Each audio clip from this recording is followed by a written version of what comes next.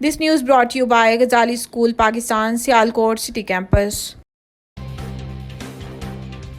Tax net IMF کی نہیں پاکستان کی ضرورت ہے، اس سے پیچھے نہیں ہٹیں گے۔ وزیر خزانہ لاہور میں تقریب سے خطاب کرتے ہوئے وزیر خزانہ محمد اورنگزیب نے کہا ہے کہ وزیر اعظم شہباز شریف کی حکومت میں بہترین کام ہوا ہے اور نگران حکومت کے دور کو بھی کریڈٹ جاتا ہے۔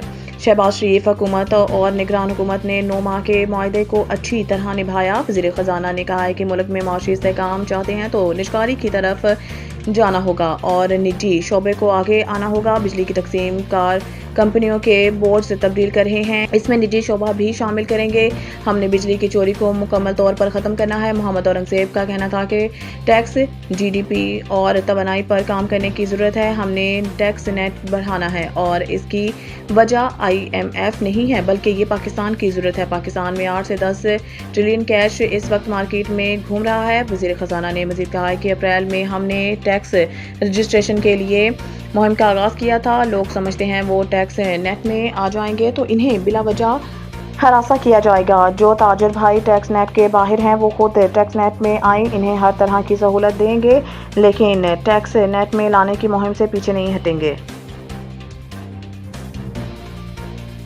آئندہ بجٹ میں سیلز اور انکم ٹیکس کی رعایتیں اور چھوٹ ختم کرنے کی تجویز۔ ذرائع کا کہنا ہے کہ آئندہ بجٹ میں امپورٹڈ ٹریکٹرز پر ٹیکس عائد کرنے کی تجویز ہے اور کمرشل امپورٹڈ پر ہولڈنگ ٹیکس لگانے پر غور کیا جا رہا ہے، جبکہ کمرشل درآمد کنندگان کی خریداریوں پر ہولڈنگ پر ٹیکس چھوٹ ہوگی۔ ذرائع کے مطابق آئندہ بجٹ میں کمرشل درآمد کنندگان کی آمد پر انکم ٹیکس اور ہولڈنگ لگانے کی تجویز ہے اور پرانی درآمدی گاڑیوں پر بھی ٹیکس بڑھانے کی تجویز ہے، جبکہ کمرشل امپورٹرز پر 1% ٹیکس لگانے سے سالانہ 25 ارب روپے تک ریونیو متوقع ہے۔ ذرائع کے مطابق بجٹ میں ٹریکٹرز اور کیڑے مار ادویات پر ٹیکس چھوٹ ختم کیے جانے کا امکان ہے۔ ٹریکٹرز اور کیڑے مار ادویات پر ٹیکس استثناء کے خاتمہ سے زرعی لاگت مزید بڑھ جائے گی۔ رواں سال ٹریکٹرز اور کیڑے مار ادویات کو سیز ٹیکس سے چھوٹ حاصل ہوگی، جبکہ ٹیکس چھوٹ ختم ہونے سے آئندہ مالی سال میں 30 ارب روپے ریونیو ملنے کی توقع ہے۔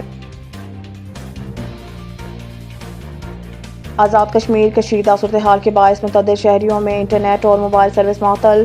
صدورتی آزاد کشمیر سے آنے والے مظاہرین نے بلوچ اور اوان آباد کے مقام پر انتظامیہ کی طرف سے کھڑی کی گئی رکاوٹیں ہٹا دی۔ آزاد کشمیر میں عوامی ایکشن کمیٹی کے کال پر لانگ مارچ، پہیہ جام اور ہڑتال کا چوتھا روز ہے، جس کے سبب بھمبر میں انٹرنیٹ کی سروس، باغ میں انٹرنیٹ کے ساتھ موبائل فون سروس بھی بند ہے، جبکہ میرپور آزاد کشمیر میں تمام موبائل نیٹ ورکس اور انٹرنیٹ سروس معطل ہے۔ بتایا جا رہا ہے کہ میرپور کوٹی کے اضلاع سے مظفر آباد کی جانب روانہ لانگ مارچ کے شرکاء تتا پانی اور ہجیرہ کے درمیان پہنچ گئے ہیں۔ رات گزارنے کے بعد لانگ مارچ کے شرکاء راولا کوٹ کے راستے مظفر آباد کے لیے روانہ ہوں گے، جن کے لیے بڑے پیمانے پر عوامی نقل و حرکت کو روکنے کے لیے جگہ جگہ سڑکوں پر رکاوٹیں کھڑی کر دی گئی ہیں۔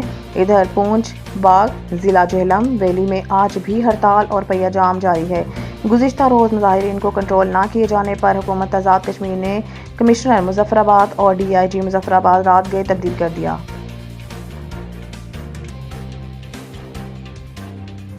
9 مئی PTI کے حق میں فوج کے اندر سے بغاوت کو ہوا دینے کی کوشش تھی۔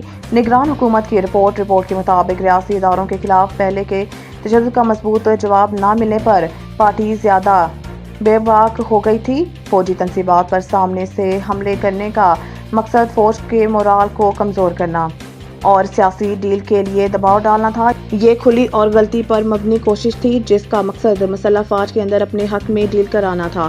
اس میں یہ بھی کہا گیا ہے کہ 9 مئی 2023 کے واقعات نہ تو اکا دکا تھے اور نہ ہی بے ساختہ، وہ ایک منظم اور خطرناک حکمت عملی کا حصہ تھا جس کا مقصد مسٹر خان کی ڈیمانڈ منوانے کے لیے ریاستی اداروں پر داؤ ڈالنا تھا۔ رپورٹ میں کہا گیا ہے کہ 9 مئی 2023 ایک بیانیے کا عروج تھا جو کہ ایک شخصی فرقے کے گرد بنا گیا تھا۔ ایک حکمت عملی کے تحت ان کے مخالفین کے خلاف تشدد کو قومی خدمت کے طور پر جواز فراہم کیا گیا۔ نگران حکومت کی کابینہ کمیٹی جس نے اس معاملے کی تحقیقات کی، اس نے گہرے درد کے ساتھ نوٹ کیا کہ ایک مقبول سیاسی جماعت اپنے انتخاب کے بعد اس قسم کے منصوبوں سے قومی مفادات کو نقصان پہنچائے گی۔